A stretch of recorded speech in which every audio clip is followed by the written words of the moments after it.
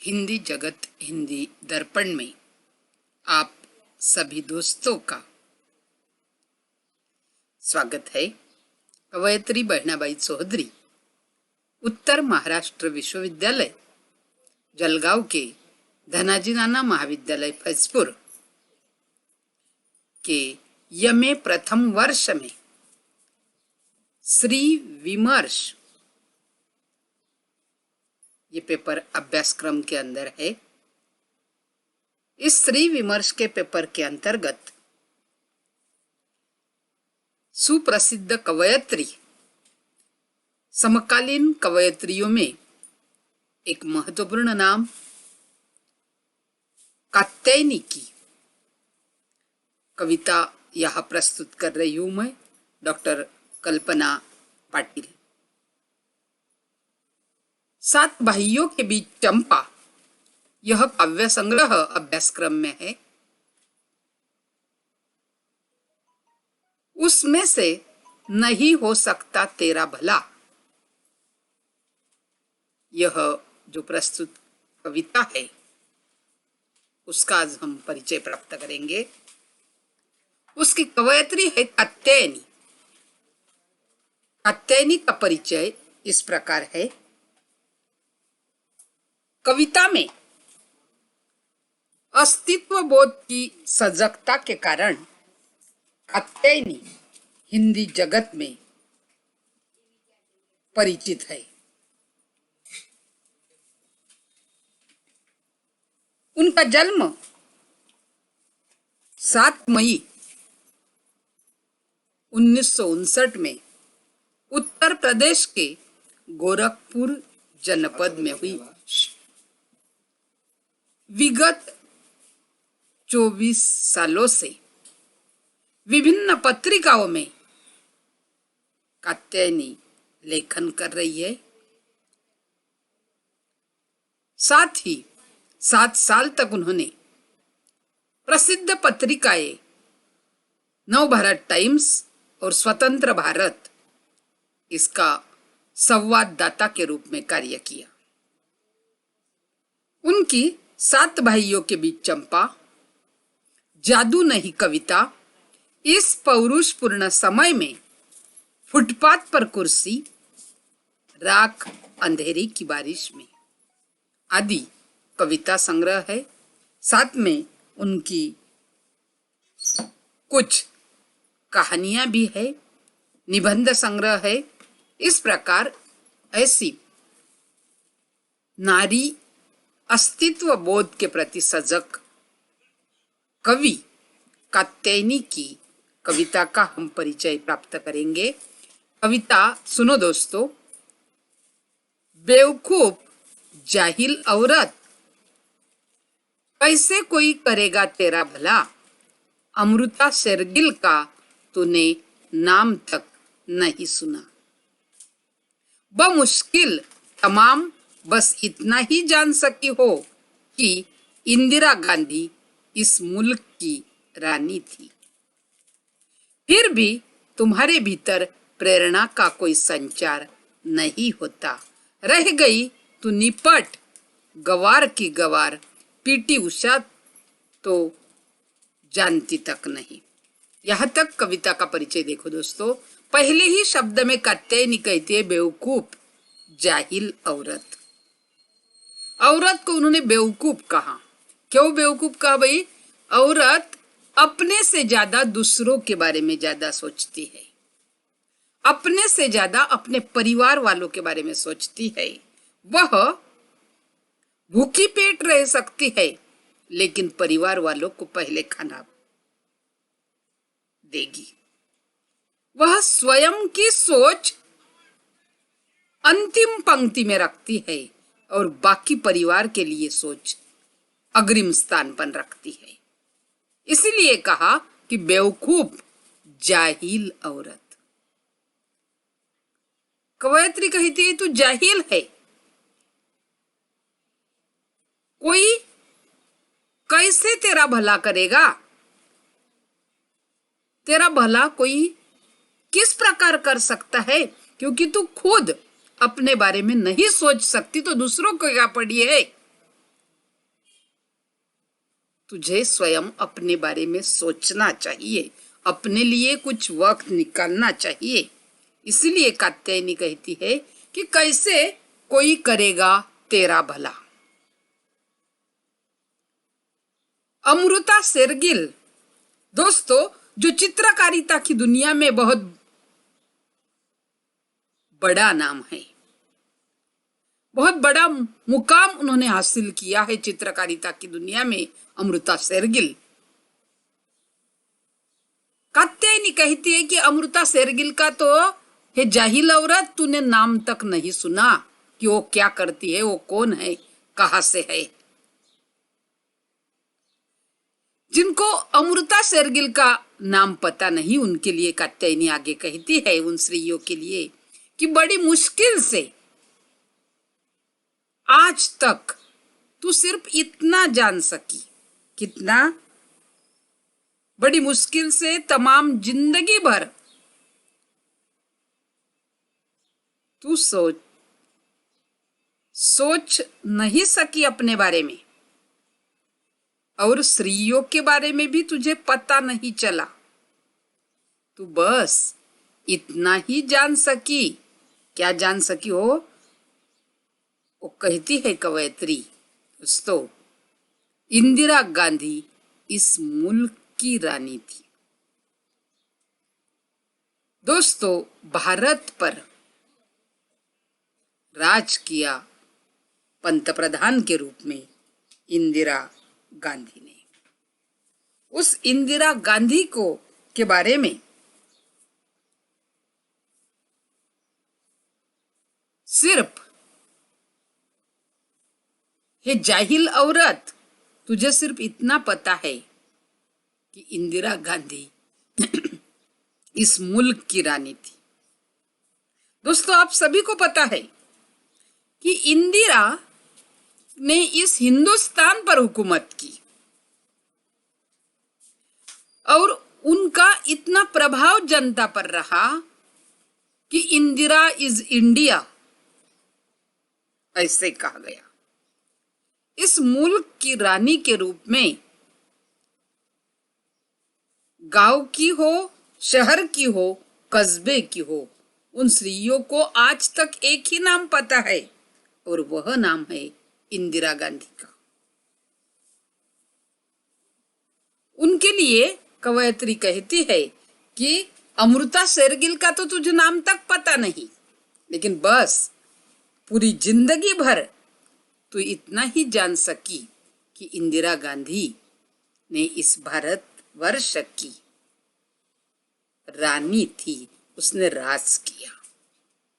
लेकिन जिस इंदिरा जी ने इस भारत की रानी बनकर भारतवर्ष की राजनीति की दौड़ को आगे चलाया, क्या कभी ये सोचकर तुम्हारे भीतर प्रेरणा का कोई संचार नहीं होता? कवयित्री सवाल पूछती है कि ऐसी इस मुल्क की रानी के बारे में सोचकर, पता करके, क्या तुम्हारे भीतर, तुम्हारे अंदर कोई भी प्रेरणा निर्माण नहीं होती, कोई भी संचार नहीं होता? और यदि संचार नहीं होता तो कवयित्री उसके लिए जवाब देती है, दोस्तों, रह गई तो निपट गवार की गवार। कैसे रह गई? कि तू गवार है, तू निपट गवार की गवार रह गई। तू कभी अपने बारे में, अपने भले के बारे में, अपने हित के बारे में, अपने फायदे के बारे में सोच नहीं सकती। ऐसी तू गवार है, ऐसी तू जाहिल है, ऐसी तू बेवकूफ औरत है। पीटी उषा तो जानती तक नहीं। भारत की स्वर्ण कन्या के नाम से जाना जाने वाला ये पहचाना नाम है दोस्तों, एथलेटिक्स की दुनिया का, विश्व पर एक अपनी छाप छोड़ने वाली, ये खेल में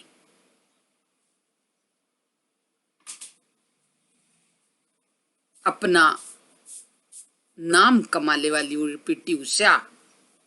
ये पीटी उषा के बारे में भी, हे औरत, तुझे कुछ पता नहीं कि वह क्या करती है, ये भी तू जानती तक नहीं।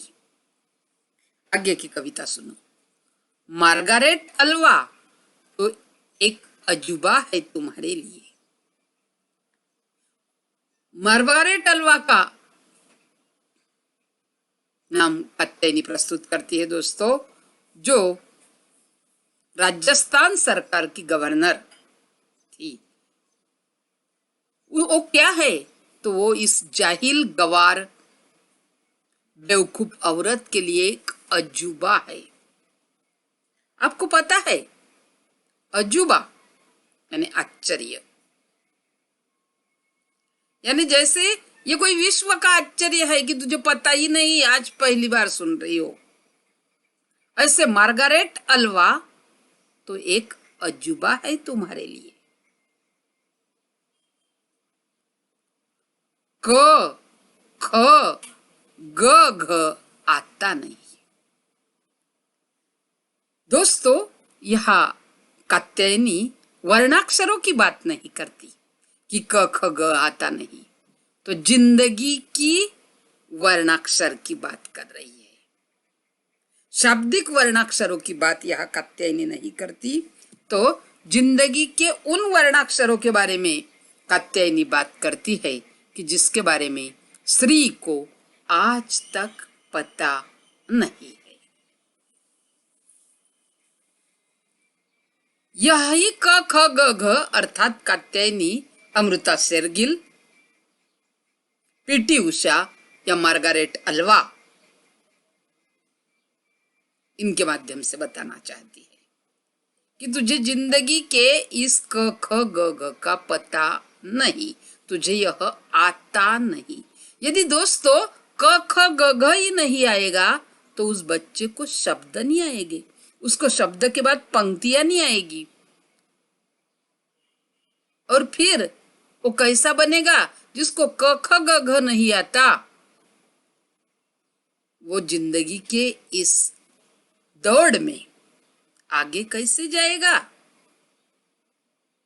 इसलिए कात्यायनी कहती है, मानुषी कैसे पढ़ेगी भला? मानुषी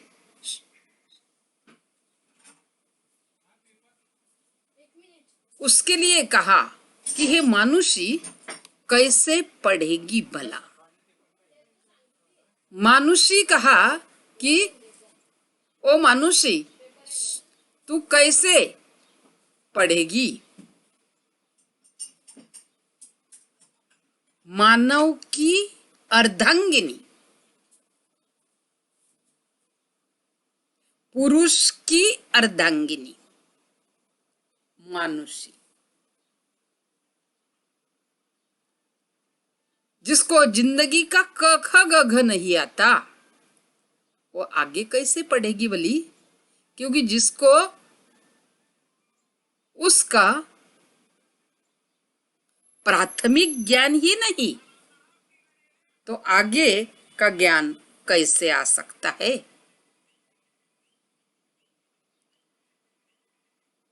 मैं तो परेशान हो उठता हूं। कात्यायनी कहती है कि भगवान भी कह रहा होगा कि मैं तो परेशान हो गया हूं, मैं परेशान हो उठता हूं। किस बात से? कि तेरा भला कैसे किया जा सकता है? आजीज आ गया हूं तुमसे, तुमसे अब मैं तंग आ गया हूं, तंग हो गया हूं कि मैं तेरा भला कैसे करूं? क्या करूं मैं तुम्हारा? दोबारा सुनो दोस्तों ये पैराग्राफ। मार्गारेट अल्वा तो एक अजूबा है तुम्हारे लिए।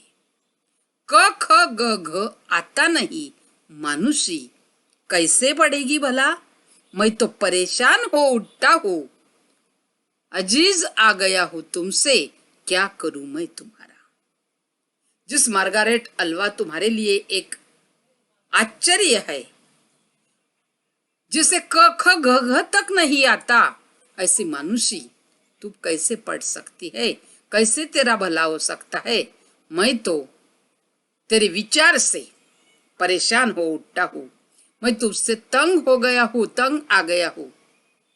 मैं क्या करूं तुम्हारा?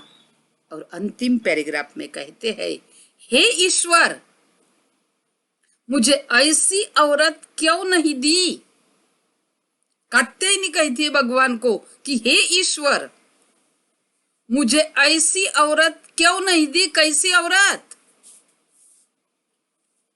जिसका कुछ तो भला किया जा सकता है। दोस्तों, कात्यायनी भगवान को कह रही है कि हे भगवान, मुझे ऐसी औरत तूने क्यों नहीं दी कि जिसका मैं कुछ तो भला कर सकती थी, जिसका कुछ तो भला किया जा सकता था।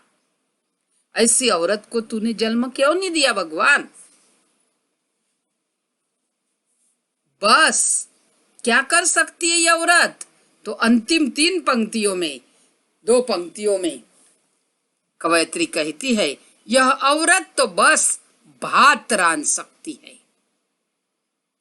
औरत सिर्फ खाना पका सकती है।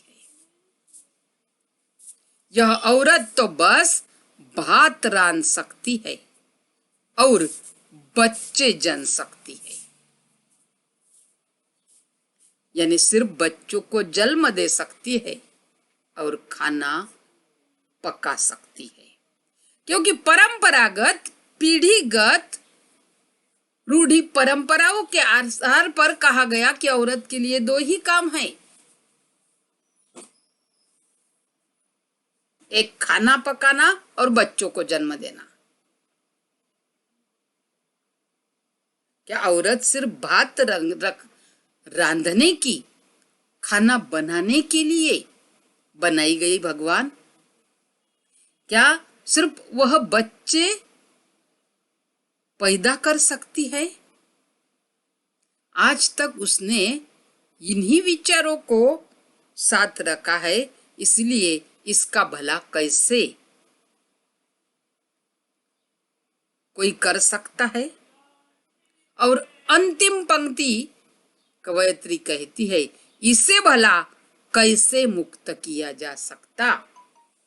क्योंकि इस स्त्री ने, इस नारी ने, इस महिला ने,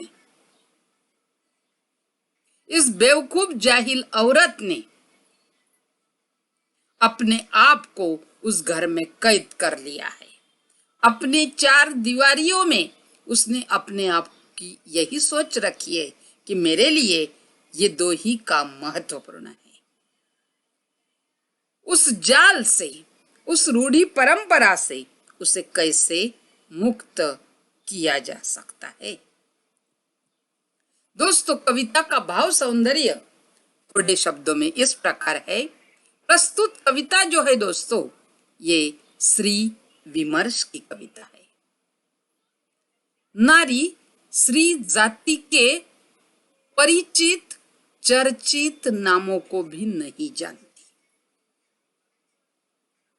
अपना स्वयं का भला भी नारी नहीं सोचती। आपको अभी बताया कि आधी रोटी होगी तो वो बच्चों को दे देगी, वो गिलास भर पानी पी के उसी में अपनी आत्मसंतुष्टि मान लेगी। अपने शारीरिक, मानसिक, भावनिक, आर्थिक किसी विचारों के बारे में वह नहीं सोचती। इस मुल्क की रानी इंदिरा गांधी का नाम तो उसने सुना दोस्तों, लेकिन उसका नाम सुनने के बाद भी उसके भीतर कोई प्रेरणा का संचार नहीं होता। वह गवार की गवार रह गई। स्वर्ण कन्या पीटी उषा को, गवर्नर मार्गरेट अल्वा को, चित्रकारिता करने वाली अमृता शेरगिल को वह जानती तक नहीं। और इनको यदि नहीं जानती इस जिंदगी की नारियों का क ख ग घ नहीं जानती तो वह कैसे पढ़ेगी? कैसे उसका भला होगा? कवयित्री परेशान है दोस्तों, और इसीलिए कवयित्री कहती है, ऐसी औरत क्यों नहीं बनाया जिसका भला किया जा सके। कात्यायनी औरत जाति का भला करने की सोच रही है, और इसलिए भगवान को वह पूछती है कि तूने ऐसी औरत क्यों नहीं बनाई। औरत सिर्फ खाना पका सकती है और बच्चे को जन्म दे सकती है।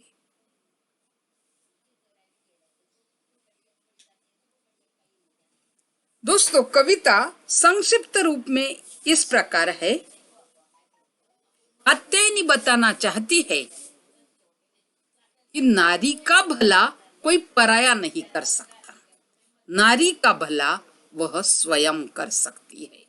अपने बारे में सोचकर, अपने बारे में विचार करके अपना स्वयं का अच्छा हित वह स्वयं कर सकती है।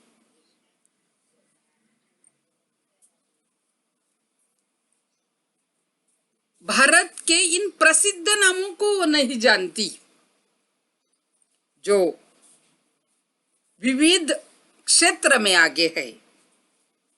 वह अमृता शेरगिल, मार्गारेट अल्वा, पीटी उषा को जानती तक नहीं। उसके भीतर अपने स्वयं के कुछ करने के बारे में कभी प्रेरणा का निर्माण नहीं होता। उसे क ख ग घ तक नहीं आता।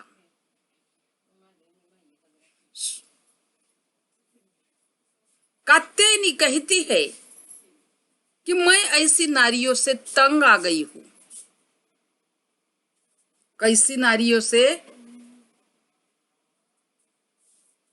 कि जो नारी में कोई प्रेरणा निर्माण नहीं होती। ऐसी नारी का भला कैसे करे? वह अच्छा खाना पका सकती है और बच्चों को जन्म दे सकती है। उसकी मुक्ति कोई कैसे कर सकता है? उसकी मुक्ति वह अपने आप ही कर सकती है। उसके मुक्ति का मार्ग उसे स्वयं अपने हाथों ढूंढना पड़ेगा। इस प्रकार प्रस्तुत कविता में कात्यायनी बताना चाहती है स्त्री वर्ग को कि तेरा भला तुझे खुद अपने हाथों से करना है। खुद अच्छे सोच विचार के साथ करना है। कोई तुम्हारा भला नहीं कर सकता। तू अपने बारे में यदि सोचेगी तो तेरा भला अवश्य होगा। इस प्रकार कविता में कवयित्री ने प्रस्तुत भावों को चित्रित किया है। दोस्तों, धन्यवाद।